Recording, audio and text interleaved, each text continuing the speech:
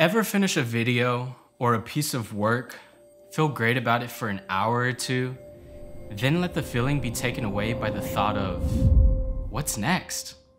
That is me to a T. The gratification I feel for a project almost seamlessly goes out the window the moment it is uploaded.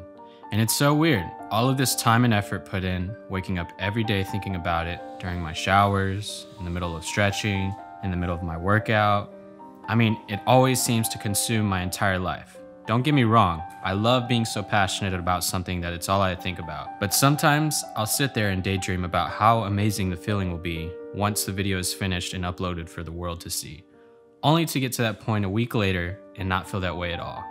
This is a vicious cycle and roller coaster of a ride I like to call the battle against creativity. With the amount of content that is pushed out these days, it can be really tough figuring out what's actually worth my time.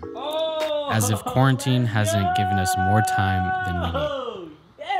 Especially when you're trying to make your next video better than the last, the pressure of choosing the right idea can be difficult at times. There are so many moments that I feel like I have this new groundbreaking idea that's going to blow people's minds. And in those moments, I literally feel limitless to the point where nothing can stop me. The same routine happens every single time. I'll jot it down on my list of ideas, ponder about it for the rest of the day, go to sleep, wake up, start the script, and then wonder to myself in an entirely different tone, what the hell were you thinking? Then the negative thoughts flush in. Dude, you can never think of anything original. Are you really cut out for this? Who are you to say anything about this topic as if someone would actually take your advice? These thoughts are so counterproductive. They do nothing but make you feel like absolute shit, and if one thing's for certain, they definitely don't give you the motive to hop back on your feet. But there's something that we tend to forget about. Half the time, these negative words you tell yourself is only coming from one person. You. Not anyone else. You haven't even followed through with the idea yet. And who's to say these voices in your head are accurate anyway? As important as it is to be your own critic, it's even more important to instill positive reinforcement, especially when you find yourself in the slumps. The real issue is that we beat ourselves up over these kinds of things. We're not patient enough. We try to see the end of the tunnel way too fast, which causes letdown in our minds. Great things take great time and effort. Give yourself the freedom to make mistakes too. In fact, most people learn best from their mistakes.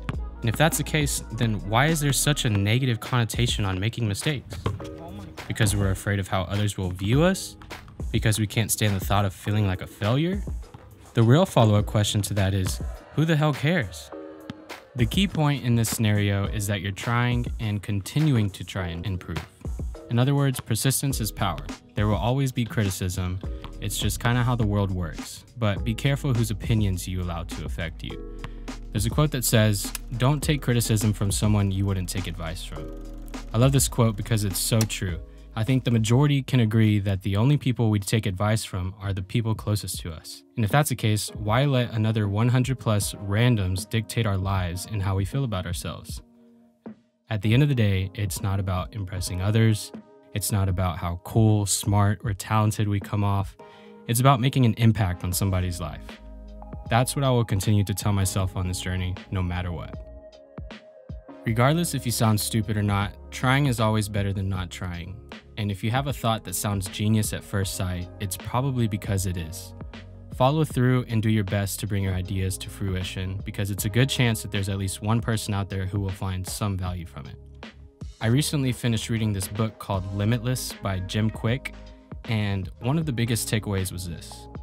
Each of us contain inside of us our own unique genius. It may not look the same for everyone, but deep down, every single person has something special to offer. It's only a matter of time and curiosity that you will find whatever that is. My own poor self-talk has been the sole reason why I haven't given myself permission to express the things that I want. So many ideas that I've wanted to share my thoughts on, but haven't actually followed through with due to the fear of being judged or ridiculed.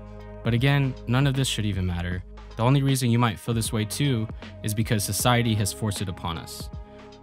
Realistically speaking, there will always be someone better than you. There will always be someone more talented than you, more successful, more in shape, but that's not what matters. Instead of looking at that as a negative comment, shift your mindset and think of it this way.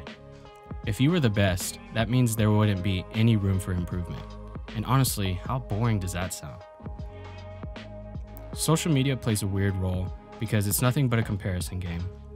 It's as if we view other people's Instagram feed as benchmarks to live our own lives. Too much power is in the wrong hands, but it doesn't have to be that way.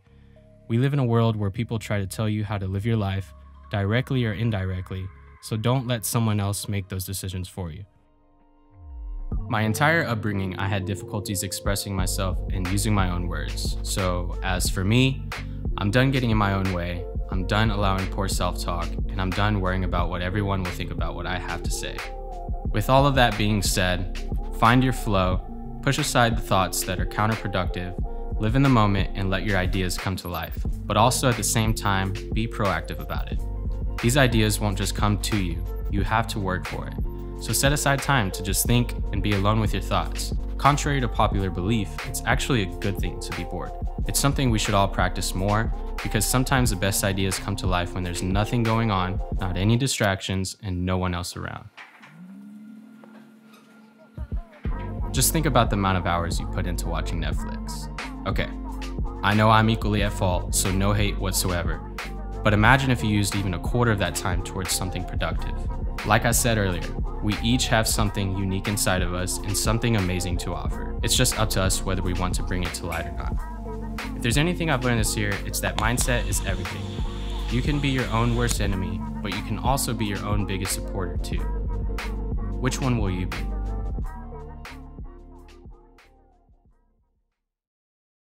That's all I got, guys. Thanks for watching this video. I hope that you enjoyed it and took something away from it. And if you're someone who's had similar experiences, just know that I feel you. And remember, you get to live your own life. Nobody else does. So do it to the max. If you're new to the channel, go ahead and hit that subscribe button. And if you like the video, go ahead and hit that like button. Show your boy some love. And that's pretty much it, guys. I'll see y'all in the next one. Later.